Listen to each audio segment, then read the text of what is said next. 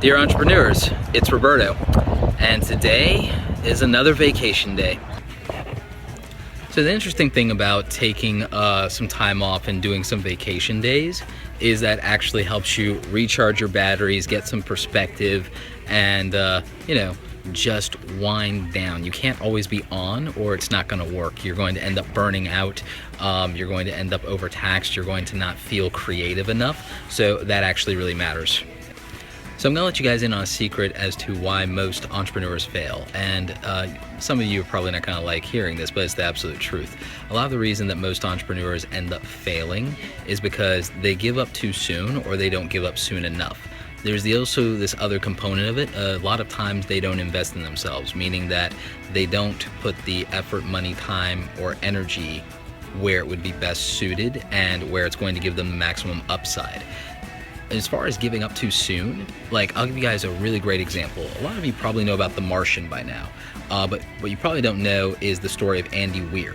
And the story of Andy Weir is that as a writer, he could have given up really easily. When he was first shopping the idea for this book, publishers turned him down left and right. They told him no one would ever buy this book and that was a crappy story.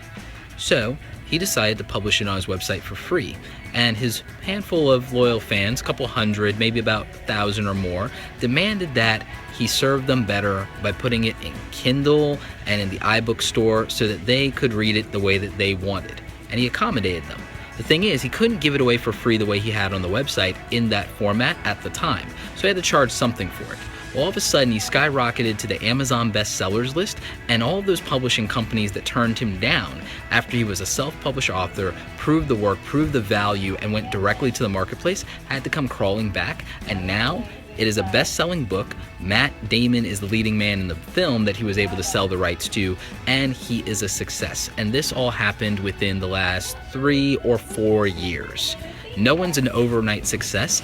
Andy Weir put in the time to be a great author, to research his story. He hit up people at NASA, and it all mattered. So that is all important in adding up to the success that you want as an entrepreneur, is not giving up. The other thing Andy did that was really smart, and why he's a successful published author today, is because he actually pivoted when he was supposed to. He didn't let the idea of what an author is supposed to be, the romantic notion that you have to get a publishing deal, that you have to get a book agent, he didn't let those things stop him. He went directly to the marketplace. He believed in his craft enough to do that. He believed in the quality of his work, and he didn't let the notion of how it should be stop him. He didn't let perfect become the enemy of the good, something you guys have heard me talk about a lot lately. So those are examples of what I'm talking about here, and why Andy Weir didn't fail, and why, even if you don't know who he is, you're familiar with his work. I think one of the things that bothers me the most about the YouTube culture is how much people underestimate the actual effort and talent that it takes to be successful. I hear a lot of people whine about the fact they've been doing this for 6 months or a year, and they don't feel like they're good at it. They don't feel like they're getting any better. They don't feel like they're getting views. They don't feel like they're getting subscribers. And yeah, in the last 2.5 years, I've earned 100,000 subscribers and 5 million views. But you know what? I've been doing video editing, and I've been making videos for 6 years before YouTube ever existed. And then when the platform came out, I wasn't making videos on that platform. I hadn't been doing it that long. But you know what? I've put in the work over the last 2.5, 3 years, and I've done over 1,000 videos across multiple platforms. So I put in 1,000 executions that you've seen as far as results. You know how much of that was left on the cutting room floor?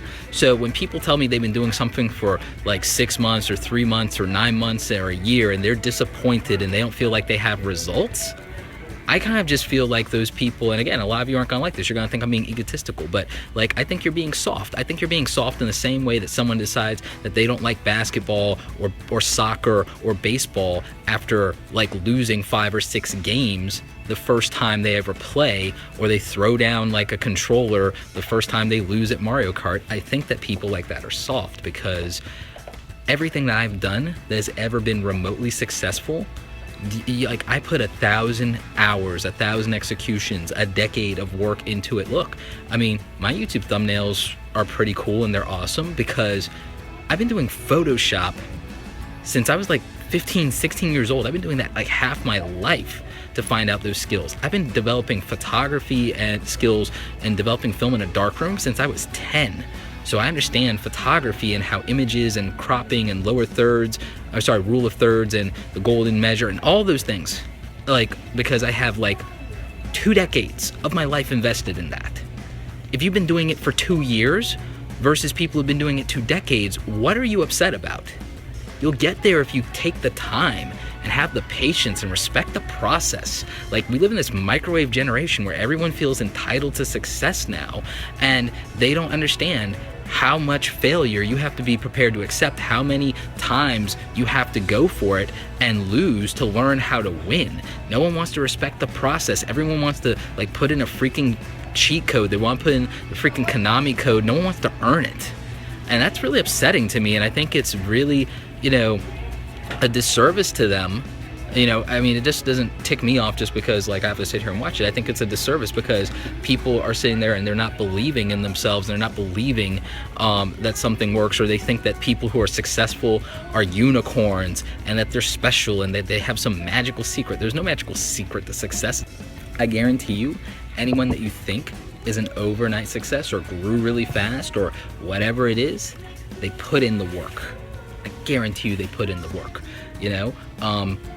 Anybody I know who's a first-time best-selling author, they wrote about what they knew and they wrote about what they lived for like a decade, or the worst year of their life or the best year of their life and everything. They had to live through that and they had to go through that, and they put in the work, and it's practically all they did. And that was the hours upon hours that they spent and everything like that. While everybody else was doing whatever they were doing, whatever their escapism is. I'm not judging it. Just understand that their success came at the expense of not doing those things. So that's kind of how it worked. And I'm not perfect, like by no stretch of the imagination. Like, do you realize how many things I'm really bad at? Like, I'm really bad overall. Like, I'm a okay cook. I'm not gonna burn the place down, but I kind of suck at cooking. You know why? I haven't put in the time. I haven't put in the 1,000 hours into learning how to cook really fantastic meals. When I want to cook fantastic meals, I have to like queue up a YouTube video and watch it step by step 5 times, for it to come out halfway decent. I mean, real talk. That's something that I'm not great at. I mean, something else, I'm using Grammarly to handle the editorial work on a lot of my writing stuff, because sometimes, especially if I'm not wearing my glasses or if I'm in a rush, I'm not great at that. I have a lot of tools that I use to help me offset my weaknesses. So don't think that I'm being egotistical or condescending here. I'm just saying that if there is a point where you don't feel you're getting success, there is a reason for it. And it could be that you haven't invested in the tools, or you haven't put in the time, or you haven't identified whether you have a talent for that or whether you truly enjoy that thing or not. And that could be the reason why you may not be successful at it. So I would say that really buckling down and really analyzing that and figuring out who you are, what you're good at, what you're not good at, and if there's a way to change those things, or whether you should change those things, or whether you really want to. Like, what's the end game? Why are you doing this thing? What's your motive? What's the best case scenario if you follow this thing through to conclusion? Because a lot of you, especially those of you in YouTube land who want to become big YouTubers, well, what's the end game of that? Like, are you going to make money at it or something? Or do you understand how that works and everything like that? Because then you can end up like some of these people that I read about on the internet who have like 500,000 subscribers and don't make enough money to pay rent and are crying their eyes out, and they can't, go and get a real job because their YouTube fame and success either alienates them from an employer because they're able to look up stuff about them that they don't like because they put it out there, or because their fans mob their place of business and don't respect that, and then they're not able to make a living. So if you want to be YouTube famous, why? And are you going to put yourself in a place to make it successful for you so that it doesn't ruin your life? Like, real talk, if that's your goal. If you want to run a real business and you want to make money, well, is that going to make you happy, or are you going to end up with a lot of money and, no one to keep you warm at night and miserable and die alone? Figure that out, real talk. Are you going to sacrifice everything to make money and never make real human relationships? And so I think the big problem here with when we say, well, why aren't people successful or why do people fail, is we have to identify what a failure represents, and that's an individual choice. We have to identify what success means, and that's an individual choice. So my challenge to you, and what I want to ask you entrepreneurs to do, is in the comment section, tell me what success looks like for you. If we were to revisit 20 or 30 years from now and say that you were successful at what you wanted to do in life, what would that look like? What does success mean to you? Let me know in the comment section. Anyway, thanks so much for hanging out with me, guys. I'm going to enjoy the rest of today because that's what's going to be successful for me. And I will catch you guys in the next episode of Dear Entrepreneurs. Stay tuned.